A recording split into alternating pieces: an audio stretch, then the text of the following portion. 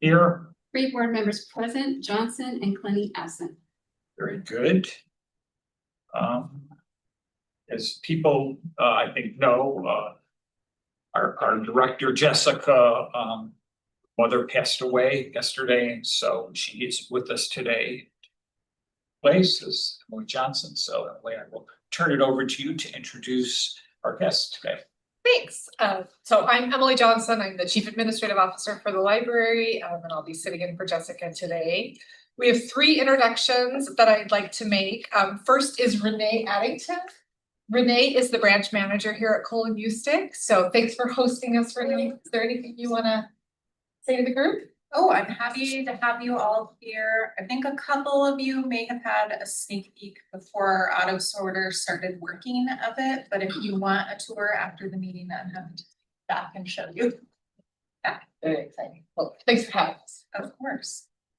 We also have Courtney Washburn here. She is the city's chief of staff and has been our acting interim deputy chief of staff for the community programs affinity group. So Courtney, I don't know if you've officially been at a board meeting, but welcome. Thank you. Anything you want to say? All right. And then finally, we have Zach Clark. So Zach is our new deputy chief of staff, supporting the community programs affinity group, which includes Parks and Rec, library, and arts and history. Zach is in week 2 with the city. So this is your first library board meeting. Yep, first library board meeting. Really happy to be here. Appreciate all the work you guys are doing and really look forward to learning more about amazing things that the libraries are doing. So yeah. Thanks. Well, welcome. Appreciate it. Those are all the introductions we have today. Okay, thank you very much. The first then other item is to approve the minutes of our September 10th, 2025 regular and annual meeting. Can I have a motion to approve those minutes? I move to approve the minutes for September 10, 2025. Second. All those in favor? Second. Oh, go ahead, Nikki. Did you need a second? Second. Please. Thank you. Okay, all those in favor? Roll call, yeah, please. Kamal, Yes. Pantera, Yes. Kuznetsky, Yes. all in favor, motion carries. Very good. Okay. Next item is the consent agenda. As a reminder, all matters on the consent agenda are considered routine and may be approved in a single motion. Would anyone like to have an item removed from the consent agenda considered separately? Hearing not, I would entertain a motion to approve the consent agenda as presented. I move to approve the consent agenda as presented. Second. Roll call? Kamal, Yes. Pantera, Yes. Kuznetsky, Yes. all in favor, motion carries. Very good. So that takes us to the reports, section 5, and we'll start with our friends of the Idaho, or rather friends of the Boise Public Library. And Kirsten, I see you there. Go ahead. Yeah, we're just moving along. The bookstore's doing very well. Our sales are up. We're having our big fall sale this Thursday, Friday, Saturday, and Sunday if you want to come down. I think it's till 6 Thursday, Friday, and Saturday, and then till 2 on Sunday. And that's just, and we had an auction that just closed, I believe. I don't know if we're going to have one more before Christmas, but we expect to start doing some specialized or focused sales in the spring. Just certain. Whoops. I think we just lost her. But I think that's pretty much, is she back? Oh, there she's back. Give her a second here. Kirsten, we lost you for a second. Can you hear us and see us? I don't know what that. Yeah. So did one in conjunction at the same time as Boo at the Zoo for children's books, and I believe that went quite well. So we're just getting along, trying to get people into the bookstore, which so far is working pretty well. So that's it. Any questions? Great. Why don't you let folks who are new in our group to know where the address for the new bookstore? It's 7 something Fulton. So it's on the backside of the warehouse. The donations are taken on River Street, in the warehouse on Monday, Thursday, Friday. I think we're doing Saturday now. And then at the whole end of the other block is Fulton, and we have the bookstore right there, right around the corner. Very good. All right. Thank you so much.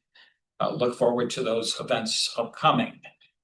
Next up is our report from the Boise Public Library Foundation, and I see Camille there. Camille Franks, go ahead and take it away. Awesome, thank you. Good morning, everyone. We have a couple of updates for this month's report. The first is that the foundation was fortunate to be selected by Sockeye Brewing as their Roundup partner for October.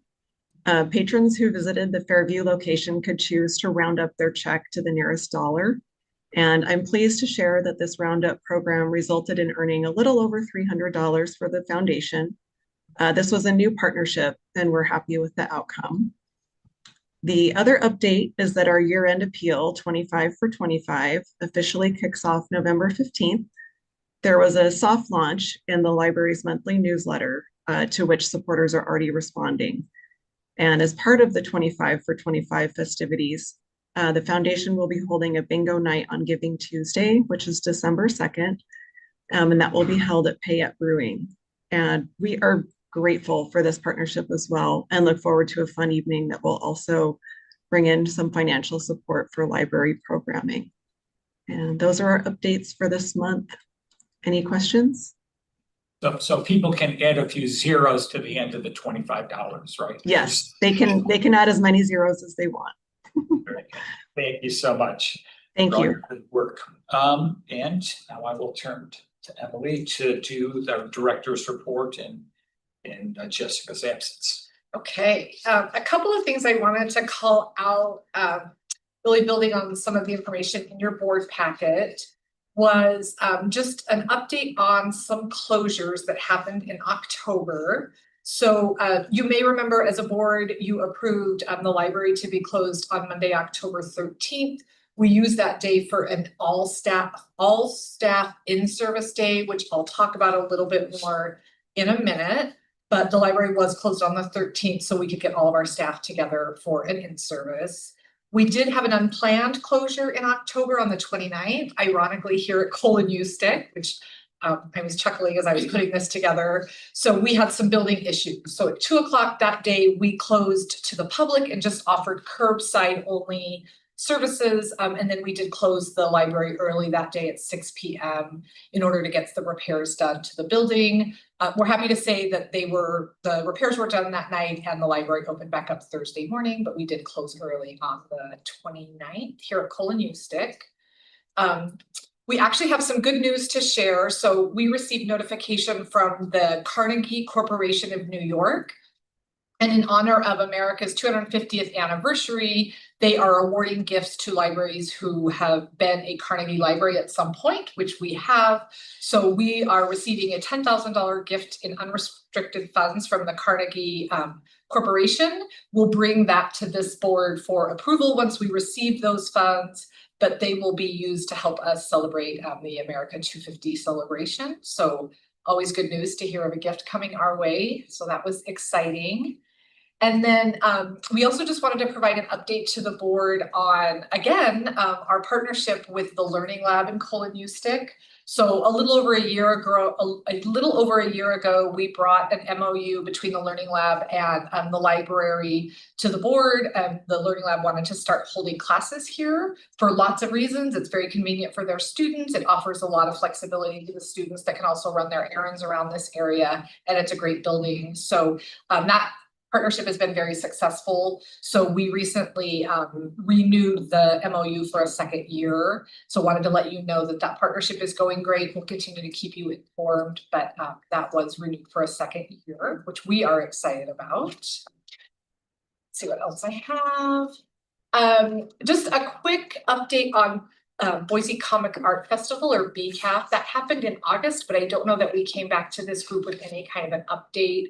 So 2025's BCAF was August 29th through the 31st. It was held at the Boise Town Center, or the Boise Center, sorry, that's the mall, at the Boise Center, and it was a great event. We brought in guest creators, which we then were able to take out into the schools and visited over, I think, roughly 15 schools. We were able to bring our guest creators to, and we estimate that we had about 1,000 students engage with those guest creators, which was amazing. And then at the event, we had about 130 guest creators there, roughly 2,682 participants in the programs of the event, but all told the entire weekend event, we had over 11,000 participants at BCAF this year. So highly successful. It's a great event, continues to grow and fine tune how it's engaging with the public and helping to support graphic novels and reading and our mission at the library. So super excited about that. And we're already looking forward to BCAF this year. So look forward to more information, including dates as those get finalized. And then finally, I just wanted to offer a little bit more information about the in-service that we had on October 13th. So once a year, based on our strategic plan, we like to get our staff together to connect, to develop professionally together, and really just re-inspire our staff and the work that they do. It's part of our making sure that we have a highly trained, well-supported staff. So on the 13th, we got together at the Shrine Club, which is a great venue and fun to get out of the library and into a new setting. But our focus was really on developing ourselves professionally, connecting with each other, and wellness. So it was a great day full of a lot of learning, future thinking, and really just connecting with each other. I did want to just especially thank the mayor who came and had lunch with us. Courtney got to come and have lunch with us as well. And then the mayor said a few words to our staff. And then also thanking you, Nikki and Ron, for coming and just sharing words with our staff, inspiring them and thanking them for the work that they do. We are going through our post-event survey to learn a little bit more and really understand the impact of the day. But having that time together it takes a lot of work. I know it's a sacrifice on the community's part because it's a day without the library, but it is really beneficial to our team as we continue to connect and grow and inspire our staff. So just really grateful that we have that time together.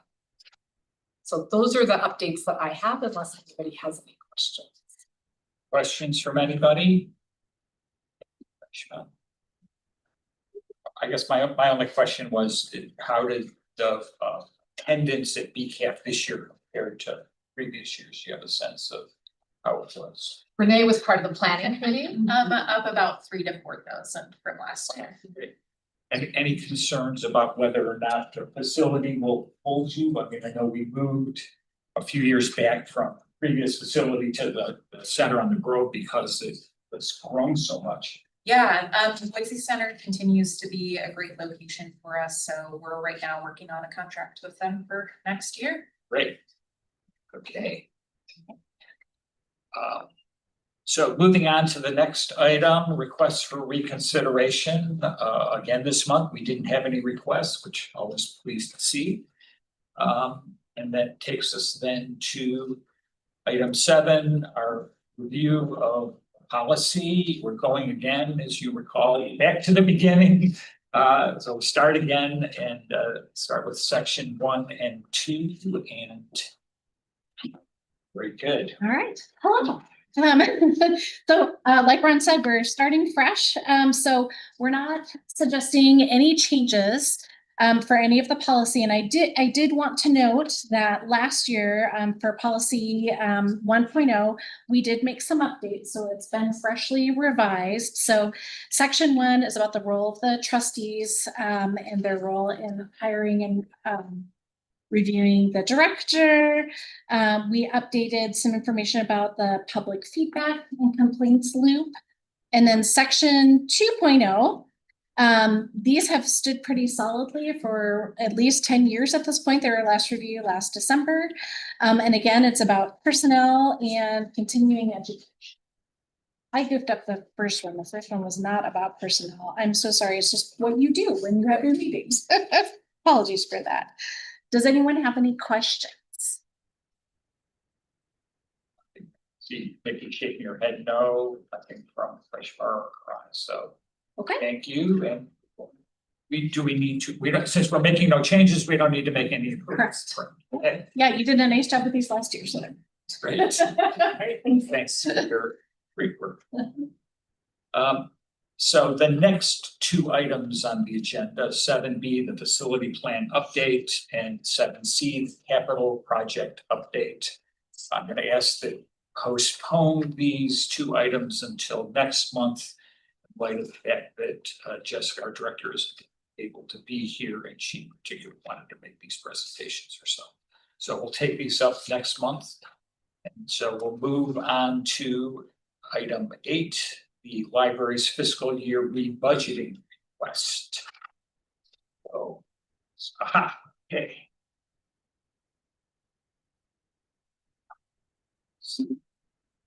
Hello, I'm Maggie Smith from Department of Finance. So there's a list in your packet of the rebudgets that are up for consideration. Let's go that list. So each year, at the end of the fiscal year, we take a look at the remaining balances, typically for all of the capital funded projects.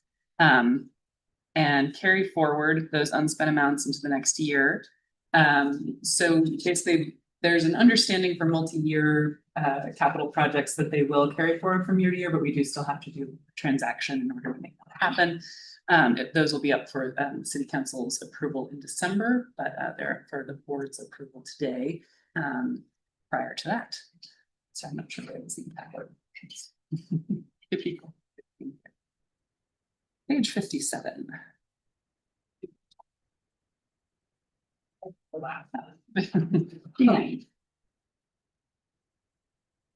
So for the capital funded projects, we do each of those descriptions that you see corresponds to a capital activity. So that way the money that's appropriated for that particular scope is spent for that scope. And any amounts that are, we do have some in the course of the deferred maintenance that's been done on the library. Some of that has been rolled forward into a parent fund for the downtown first floor remodel. That's the 5th line down. That pot of funding now also includes $1.2 million in donations that was added in earlier this summer. Other actions that the board accepted, and we consolidated those funds into one parent fund that can be used for various first floor renovation costs. You can go down the list if that works. Sure, that sounds great. So the automated book check-in and sorter, this was the amount that was budgeted for the Colon Eustick sorter, which has now been completed and installed. There is a little bit of leftover funding. I understand there's still some bills that are outstanding that need to be paid. So we'll need to carry that money forward in order to pay those final bills. There is an additional $290K that will be provided to that same capital activity for the bound crossing auto sorter in FY26. But that's new money, not re-budgeted money. Exactly, yeah. So this is just the rebudgeted money, the amounts you see here, but there will be an additional $2 million, or there has been additional $2 million. The building envelope costs, this is upcoming work that will be done in the spring to clean up some of the brickwork at the downtown branch. Cameras and cabling, this is one-time funding that was given previously. So there is a small amount, about $4,000 that's encumbered for cabling having to do with the badge readers in the downtown first floor remodel. But the remaining balance there, that $10,000 is actually going to be consolidated into the parent fund for the first floor remodel. Since that is not ongoing funding that will be replenished, we'll just sweep that into that parent fund. Same thing with carpet replacements. These are no longer, these used to be covered by the library within their budget, but it is now being covered by facility services. So we'll be consolidating that balance into the parent fund for the first floor remodel as well. There will be an elevator replacement. This was budgeted in FY25, but has not yet, the installation has not yet been done. The design work has been done, but we need to carry forward that funding in order to actually fund the replacement. Again, that's at the downtown branch. The energy efficiency grant, this is from the Department of Energy, and it has now been encumbered. So the current construction company that we're working with, the first floor remodel, will be providing energy efficient lighting and will be utilizing those federal grant dollars. Can I just pause you there? There isn't any risk that those funds are going to be withheld or clawed back or anything. There has not been any indication that that will happen. Okay, thank you. Furniture, this is used, this is actually for system-wide furniture. And so this funding actually does get replenished each year. There is $100K that has been provided in FY26, but we're looking to carry forward the unspent balance from FY25 as well to provide furnishings for the first floor. The facility plan. So the facility plan and the strategic plan are a bit related. So the amounts, so currently there's amounts encumbered for change management work that's done in relation to the remodeling, temporary relocations of staff and services, et cetera. But there is a remaining balance there that can potentially be a contingency for the group for consultants if more work is needed from them. Under library system strategic plan, that 13,000 that is encumbered, that is for the current contract with Group 4. The project soft costs, this is used for just a variety of pre-construction fees, design work, that sort of thing. And so that is a balance that we typically carry forward from year to year. So it's sort of a cumulative balance. Shelving is for, it's system-wide shelving. We're looking to carry that forward to provide it for the first floor, and then another 150K is provided in FY26 for system-wide needs. There was 60,000 budgeted for a van for courier services. However, fleet services handles the timing of the purchase of those vehicles, and it wasn't completed in FY25. So we can carry it forward into FY26. That purchase is still in process. And then there's an additional 60K that is being provided for a van for home-based services. So there should be 2 added to the fleet this year. The last, this is actually not on the capital fund. This would be a carry forward on the general fund. Typically, we don't carry forward maintenance and operations funding from year to year, but this is a one-time exception being considered for to be repurposed for materials, given that materials funding was requested in FY26 but was not funded. And so this would enable the remaining balance of maintenance and operations funding to be repurposed into FY26 for materials. With that, I'm happy to answer any questions. Do you have any questions, Nikki? Anything from you? No. Freshman? No. Great. So I guess the only question is sort of a generic question in terms of how often this goes before city council. Do things get tweaked and them say yes, no, maybe? Is it generally speaking they take it as it's presented once we? That's my understanding. I don't have the longest tenure with this process, so, Okay. But there's basically there's a few months of work between the budget office and the departments where we're kind of doing that work ahead of time. Well, then I would entertain a motion to approve the rebudget request as presented.